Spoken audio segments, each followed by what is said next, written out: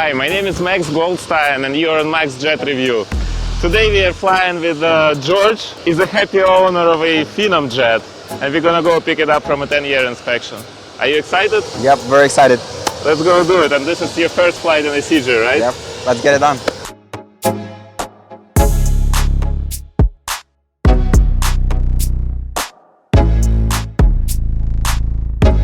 Any pilot, if he's a good pilot, he can get into a jet and fly it. And that's how we train.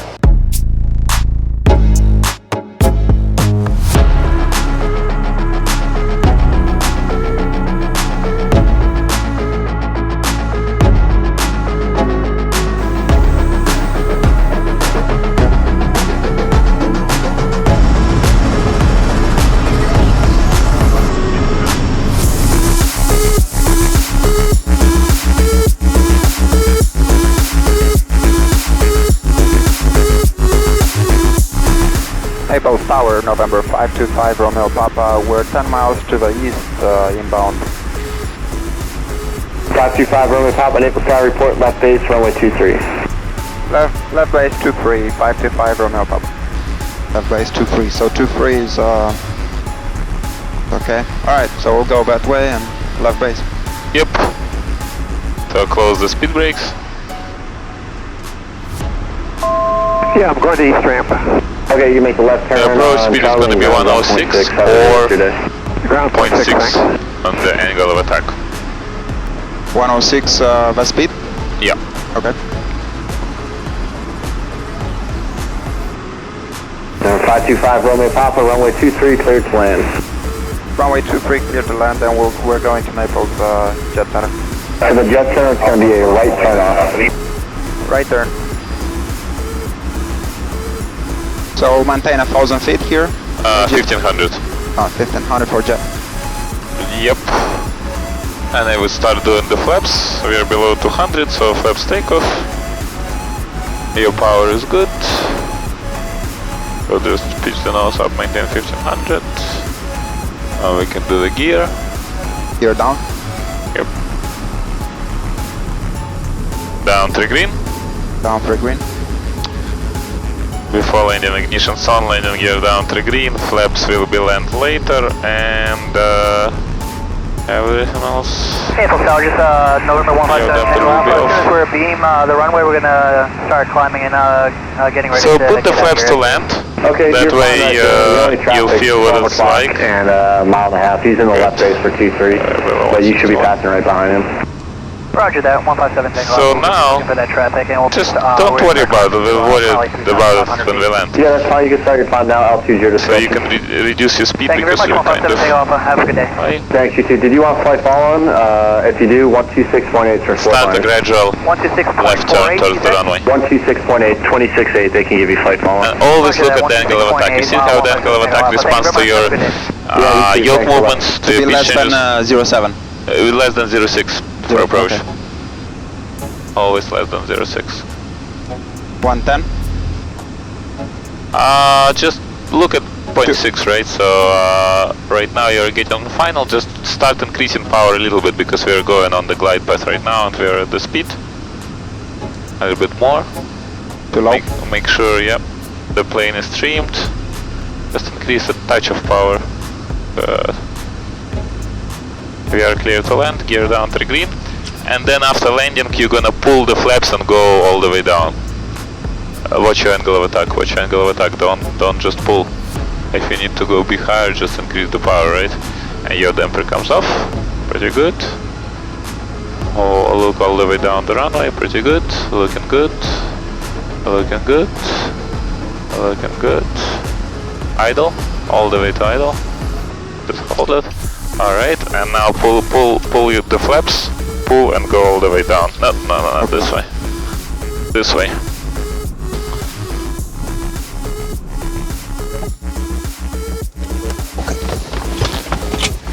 Hello. So what do you think? Really nice. I would like to fly more. Remember, like you have the green donut on the Phenom? Mm-hmm. So basically this is your green donut. So angle of attack is always going to save your life. Even when you're like pulling like this, let's say you're like both of your engines are out and you need to do like a steep turn, right? A steep turn to the runway. Yep. How people stall? People stall here, but they stall not because of bank angle. Like traditional school teaches that you stall because of bank angle. This is not true. You can be upside down for all practical purposes and not stalled, right? You stall because you pull up. Okay. Because of the angle of attack. Like you always have to envision where your plane is moving. That's kind of opposite to your relative wind and your angle of attack. So if you do a high steep turn, all you have to do is just pitch the nose down. Okay. And that's gonna keep the wing flying. So on this one I cannot be below the green dot, on this one I cannot be below 0.7. Yeah. Okay, okay. 0.6.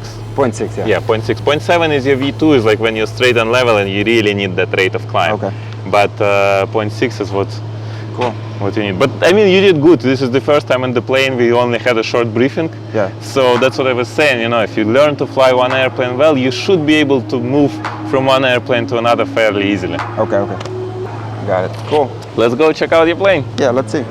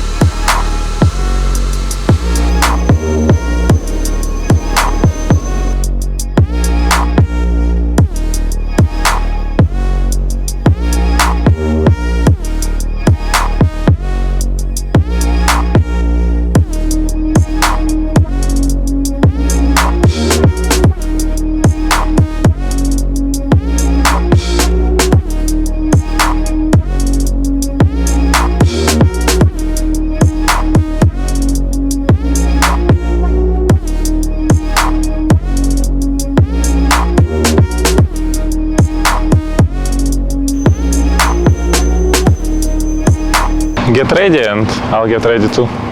123.4. 123.4 on COM2 and COM1 monitor ground then tower. So just from here I'm gonna request from tower to taxi. I will call the tower.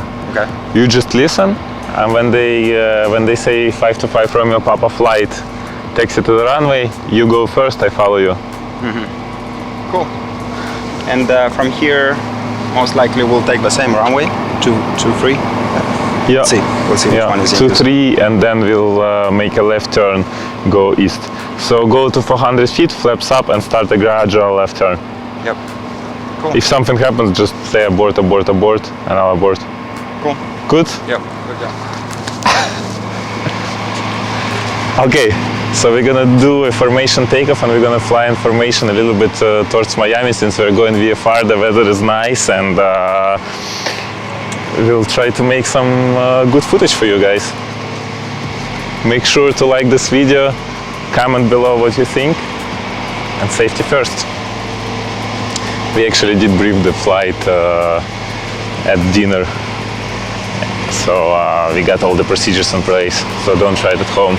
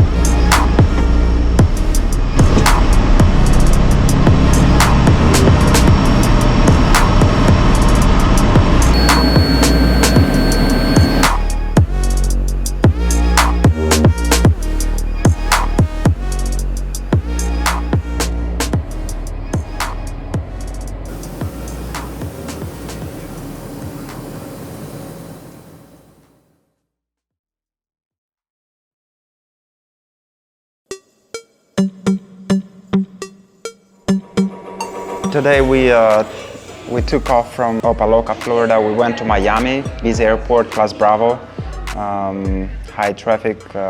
We landed there, paid the parking fee, and we departed. We went to Tampa, Florida, and upper Class Bravo airport, very busy.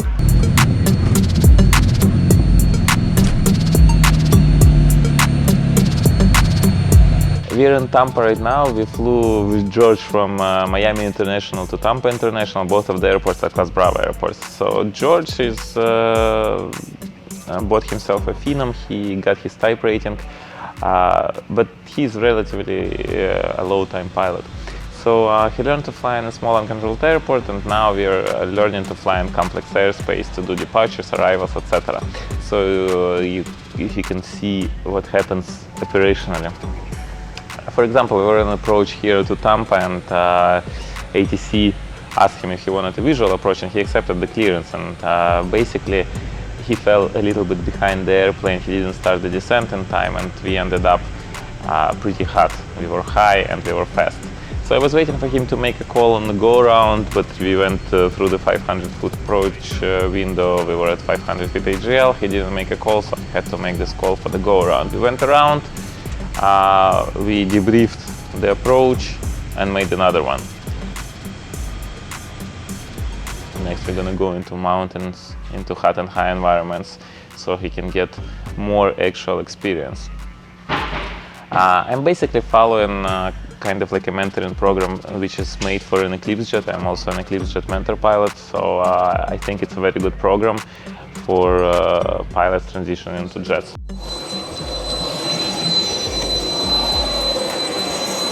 So we flew from one Class Bravo airport to another Class Bravo airport. How do you feel so far? Yeah, I feel very good, but I made a mistake. I came too high on the approach here in Tampa, so we had to go around.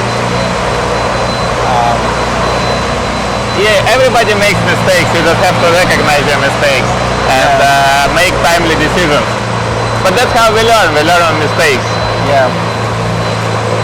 How did you like going through clouds?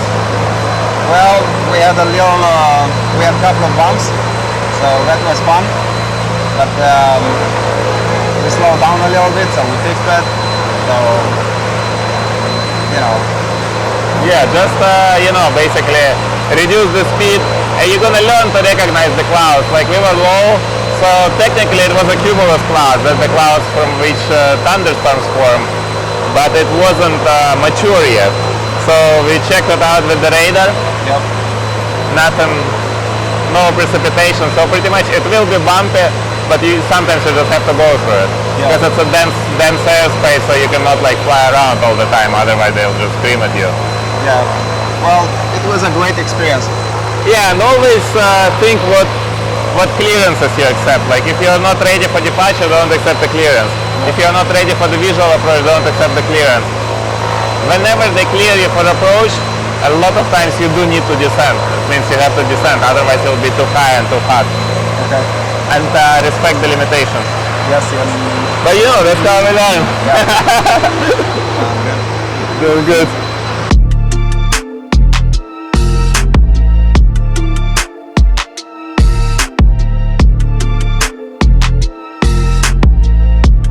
So go into flights, create a flight. Okay, right. How many people do you have? 4 people. Check, make sure that you got what's at the best level. 4,000. Less fuel. 40,000? Yeah. What about time? So time is 90604. So this one, but we consume too much fuel. Okay. We went there for lunch and did more briefing. We started towards New Orleans. One, BR.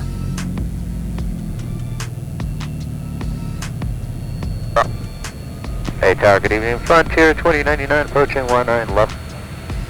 We now see approach.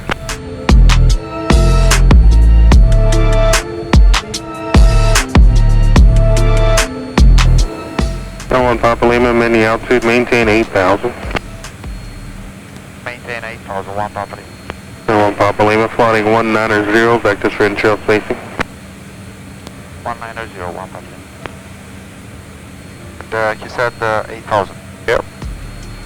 Skyhawk Sierra Papa, call me on 118.8. He said 76 Foxtrot, flying 010. He said vectors for in-trail spacing. That's right. So he needs to... Tip approach Skyhawk. There is an aircraft before you, so he needs to provide... Hey, just over the So basically you don't really need this chart. All you need is just this. This picture gives you everything. Even taxiway. So today we went to Class Bravo, we went to Miami Class Bravo, we went to Tampa Class Bravo, and again you can see what type of instructor he is, because we went to a high traffic airport. Like I had a pilot which flies Phenom 102, and one day I told him, let's go to Bahamas. And he's like, oh, to Bahamas, it's really complicated. We need to get a safety pilot. And I told Max about this, and he was laughing. He was like, you know, Bahamas is the same thing. You need to know the rules. And if you're a good pilot, then you know how to do it. But if a pilot is at the beginning, he doesn't have experience, of course, he's going to need a safety pilot and training and everything. So it's very important to have a good, experienced instructor. Yes, so the climb rate actually improved right now a little bit, right? Because it's very dependent on the ISA. And ISA is basically International Standard Atmosphere. So what should it be at 33,000 feet? So 33,000 standard is 15, and we have, as we climb, for every 1,000 feet, temperature decreases 2 degrees. So we're going to have 33 multiplied by 2, 66, minus 15, that's going to be...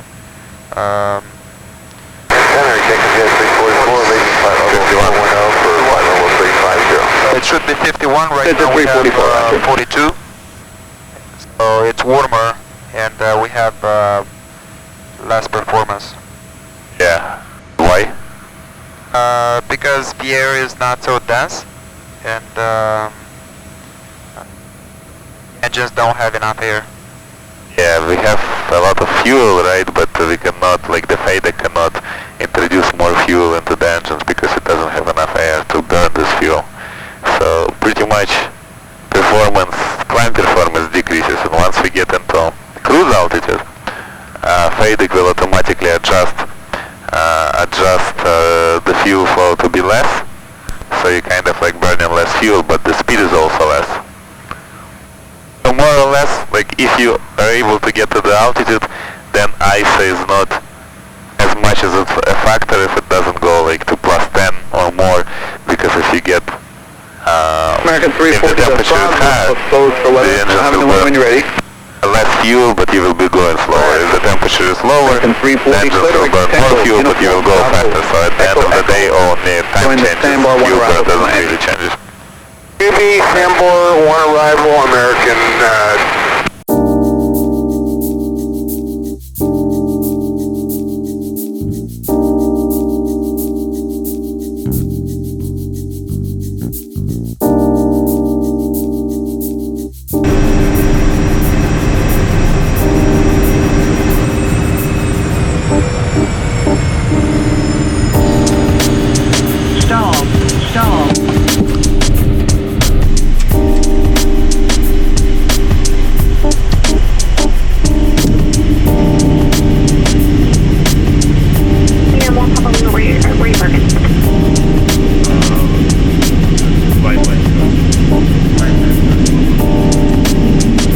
Initially we wanted to go to Texarkana, Arkansas, but